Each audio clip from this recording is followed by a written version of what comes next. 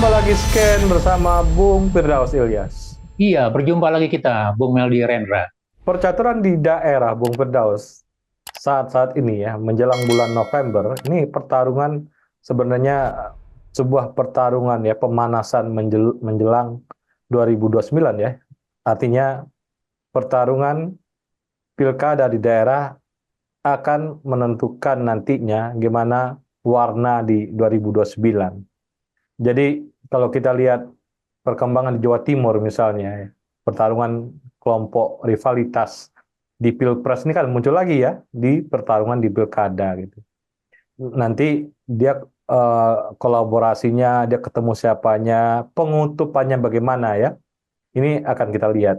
Yang jelas, Khofifah tetap ingin menjadi gubernur lagi ya setelah dia menolak untuk jadi menteri kemarin dalam sebuah diskusi. Tentunya dia melihat peluang ini ya. Jadi Khofifah melihat ini adalah batu loncatan. Kalau dia menteri, batu loncatannya lebih kecil.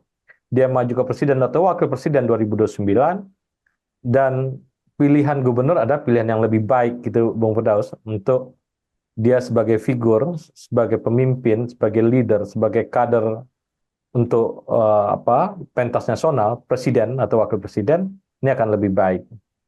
Ini yang kita lihat di Jawa Timur. Kemudian juga Muhaimin Iskandar dengan pengkutupan yang berbeda dengan PDIP ya, ingin mencoba juga ya dari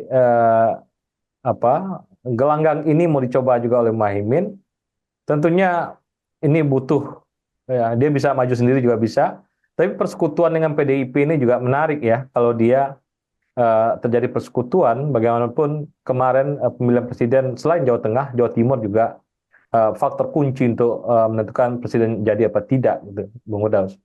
Nah, pertarungan dua kutub ini saya kira akan mewarnai Jawa Timur, dan kita berharap kalau di Jawa Timur kan semua akan terbuka, artinya sulit sekali membuat sebuah skenario-skenario pemilihan yang politik uang atau apa segala macam ya, karena orang terbuka, karena Jawa Timur sebenarnya adalah provinsi kota gitu ya, semuanya nggak ada yang terisolir gitu, jadi bisa dilihat semua, sehingga saya kira ini pertarungan menarik, dan inilah yang nanti menentukan figur kita di Pilpres 2029, Bung Firdaus. Iya, Bu Meldi. Jadi kalau kita bicara dinamika politik lokal, salah satu yang menarik perhatian dan ditunggu-tunggu banyak orang adalah dunia politik di Jawa Timur. Dalam hal ini yang terdekat adalah pemilihan kepala daerah untuk bulan November 2024. Nah, Jawa Timur dengan salah satu incumbent-nya Ibu Khofifah dan Emil Dardak, itu memang sudah memutuskan untuk tidak kembali ke level nasional karena Ibu Khofifah pernah jadi menteri, begitu dia punya pengalaman menteri, dan nampaknya betul seperti yang Bu Meldi katakan tadi gitu ya, realita kepemimpinan daerah, terutama Jawa Timur, Gubernur Jawa Timur itu lebih memberikan semacam etalase yang lebih luas untuk level nasional nanti begitu. Apalagi kalau kita katakan Jawa Timur sebagai salah satu menentukan gitu, walaupun dalam sisi suara itu nomor 2 setelah Jawa Barat dalam Pilpres misalnya, tetapi dalam sisi perebutan ataupun pengaruh politik Jawa Timur itu sangat signifikan begitu. Terutama kalau kita katakan, ya karena Jawa Timur adalah akarnya Nahdlatul Ulama, dan Nahdlatul Ulama salah satu yang tersebar kemana-mana gitu, dan itu bisa memberikan pengaruh besar dalam politik nasional. Nah, kalau kita lihat dalam konteks ini misalnya, maka memang untuk Pilkada Jawa Timur 2024 gitu ya, dengan sinyalemen Ibu Khofifah yang sudah banyak mendapat dukungan baik dari Gerindra, dari Partai PAN atau koalisinya Prabowo, bahkan juga partai-partai yang misalnya koalisi lain seperti Perindo itu sudah mendukung Ibu Khofifah begitu ya, dan yang lainnya begitu. Nah, dilihat dari sisi legislatifnya untuk DPRD-nya, pemenangnya memang adalah PKB. PKB yang memiliki kekuasaan ya share terbesar ya, dia bisa mengusung sendiri gitu. Tetapi PKB tidak cukup yakin begitu ya untuk bisa dalam tanda kutip bisa head to head dengan pasangan kemungkinan Khofifah dengan Emil Dardak misalnya gitu. Dan ini yang menjadi salah satu pertimbangan melihat rencana koalisi berikutnya gitu. Dan memang di awal sempat juga misalnya realita ini cukup disadari oleh PDIP begitu ya. Sehingga PDIP ketika misalnya ya memang tergerus suaranya cukup banyak di Jawa Timur gitu ya, kemudian menyorongkan paling tidak gitu ya, Ibu Khofifah memiliki pendamping dari PDIP. Walaupun sekali lagi Khofifah nampaknya lebih nyaman dengan Emil Dardak misalnya begitu. Dan ini juga menjadi satu pertimbangan.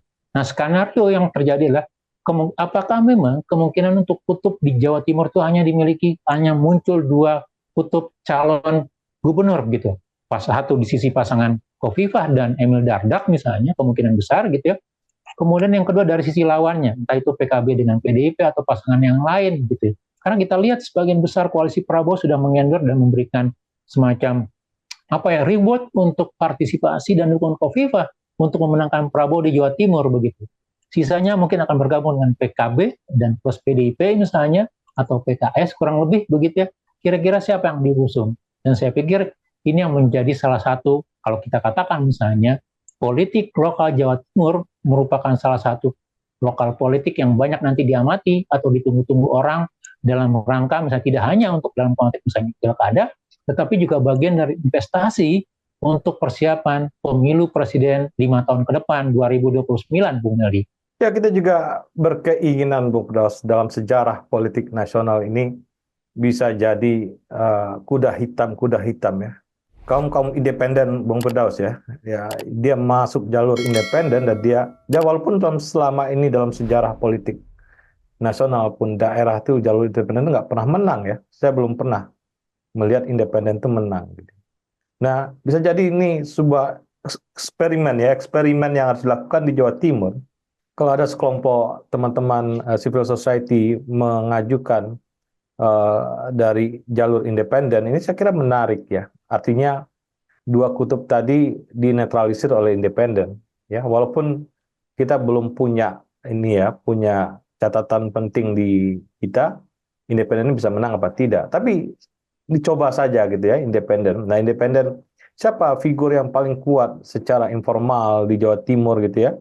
Ini bisa didorong secara independen agar apa? Agar pengkutupan politik ya ini tidak terjadi, ada peredamnya yang disebut independen, sehingga demokrasi kita tetap sehat, Bung Firdaus ya, tidak pecah dua gitu ya. Tapi demokrasi yang memberikan riuh rendah demokrasi dengan alternatif-alternatif lain yang bisa dipilih oleh rakyat. Dan mana yang terbaik tergantung dia menjual dagang politiknya seperti apa di Jawa Timur. Nah, ini Jawa Timur saya pikir adalah sebuah provinsi yang saya kira cukup rasional. Ini DKI rasional, mungkin Jawa Timur cukup rasional untuk memilih agar rasional politik mitra dapat dipotret di Jawa Timur, Bung Firdaus. Iya betul, gitu. Walaupun sekali lagi kalau kita katakan tadi ya misalnya, apakah kita juga selain dari kemungkinan dua poros yang terjadi, kita bisa berharap ada satu poros ketiga, terutama dari masyarakat sipil atau independen misalnya. Tapi seingat saya jadwal untuk pendaftaran independen sudah ditutup, Bung Meldi ya. Paling tidak kalau kita mengacu kepada kejadian di Jakarta, begitu ya. Karena sudah ada pendaftaran administrasinya hanya satu pasang yang masuk begitu ya, dengan jumlah sekian ratus ribu dukungan KTP begitu. Nah, apalagi untuk Jawa Timur, Bung Meldi, itu bisa sekian juta, lebih dari 1 juta KTP yang harus dikumpulkan. Begitu. Jadi kita melihat agak berat. Dan memang sistem kita di KPU itu menyediakan semakin sulit untuk orang dari jalur independen berlaga dalam level pilkada, Bung Meldi. Karena syaratnya semakin diperketat, jumlah KTP-nya semakin banyak, dengan waktu yang semakin sempit begitu. Dan itu juga yang membuat memang partisipasi di luar kekuatan-kekuatan politik itu semakin terbatas begitu. Nah, kalau memang seperti itu skenario-nya kejadiannya gitu ya, maka memang mungkin gitu yang kita lihat nanti seberapa besar nanti peran PKB, karena sekali lagi selain Ibu Khofifah yang sudah dipastikan 99,9% menang, gitu ya, maka yang kedua melenggang itu adalah PKB karena dia sudah punya lebih dari 20% suara di DPRD Jawa Timur begitu. Tinggal PKB dengan siapa begitu ya. Apakah betul yang digosipkan sekarang misalnya salah satu pimpinan PBNU-nya misalnya Pak Marzuki yang akan maju begitu ya. Kemudian kalau iya gitu ya, kira-kira siapa pendampingnya? Apakah misalnya muncul ya kalau kita katakan misalnya mantan artis Arzetti yang juga masuk dalam dunia politik misalnya, Ibu Arzetti misalnya, atau dengan yang lain misalnya, sebagai penyeimbang pasangan gubernur perempuan dan wakil laki-laki, dan ini juga gubernur laki-laki dan pasangan wakilnya dari perempuan begitu ya. Artinya kita menjual dari kombinasi pasangan gender tanda kutip begitu. Ditambah lagi kalau memang nanti dapat support dari misalnya dari partai yang tersisa, entah itu PDIP dan PKS begitu ya gitu. Nah, memang dari sisi ini artinya pilihan-pilihan yang mungkin untuk Jawa Timur sebenarnya tidak terlalu banyak, terlepas dari dinamika misalnya politik oposisi yang ada gitu. Karena sekali lagi memang Ibu Khofifah cukup kuat ya. Survei-survei mengatakan bahwa kemungkinan itu juga artinya masih sangat unggul begitu ya. Nah, tinggal nanti dari sisi kutub yang lain apakah juga bisa memuncul sesuatu yang baru, sesuatu yang berbeda begitu untuk level Jawa Timur. Karena sekali lagi, Bu Meldi, kita belum mengupas ya. Mungkin nanti kalau kita punya waktu kita akan coba kupas performa provinsi Jawa Timur begitu. Apakah betul misalnya dari sisi kesukaan orang begitu ya, Jawa Timur itu misalnya lebih baik di arahnya Khofifah misalnya. Atau jangan-jangan orang bilang mungkin PDIP nanti bisa memajukan Risma sebagai wakilnya misalnya dari PKB begitu ya, lompat misalnya, saya tidak tahu juga begitu ya. Tapi itulah yang kita lihat sebagai salah satu alternatif di mana gitu ya untuk kepentingan Jawa Timur. Ya, artinya pilihan-pilihan di mana untuk kepentingan masyarakat lokal itu bisa semakin terakomodir gitu ya dalam kancah politik dan itu menjadi salah satu investasi untuk kepentingan nasional, Bu Meldi begitu. Ya, yang kita cukup ini Bung Daus, kita risau gitu ya. Jawa Timur ini bergeser menjadi pertarungan hijau-hijau gitu ya. Yang dulu kan pertarungan hijau-merah ya. Ini menjadi hijau-hijau. Ini bagi catatan juga bagi kita. Kita menginginkan sebuah kekuatan politik yang rata gitu di daerah juga ya. Jadi kritik itu muncul kalau dia ada hijau-merah gitu. Kalau dia seragam, homogen, hijau-hijau, ini polaritas yang terjadi ini sebenarnya menjadi tidak menarik, Bung Praus. Nanti akan terjadi transaksi-transaksi juga di situ ya. Dan saya kira ketika merah ini hilang Jawa Timur, ini juga bagian dari evaluasi dari PDIP ya. Kenapa merah ini yang dulu kuat di Jawa Timur tiba-tiba tidak sekuat saat ini, Bung Firdaus? Iya betul. Jadi banyak dari momentum dari pasca Pilpres atau Pileg yang bisa dijadikan momentum pembelajaran. Melihat daerah-daerah yang tadinya dikuasai, entah itu kelompok nasionalis atau kelompok agama, kemudian bergeser begitu ya. Dan kira-kira apa penyebabnya? Tetapi kalau kita lihat Jawa Timur sebagai salah satu yang kita katakan sebagai provinsi pluralisme gitu yang bisa mencerminkan demokrasi modern Indonesia selain Jakarta misalnya, maka mau tidak mau gitu ya.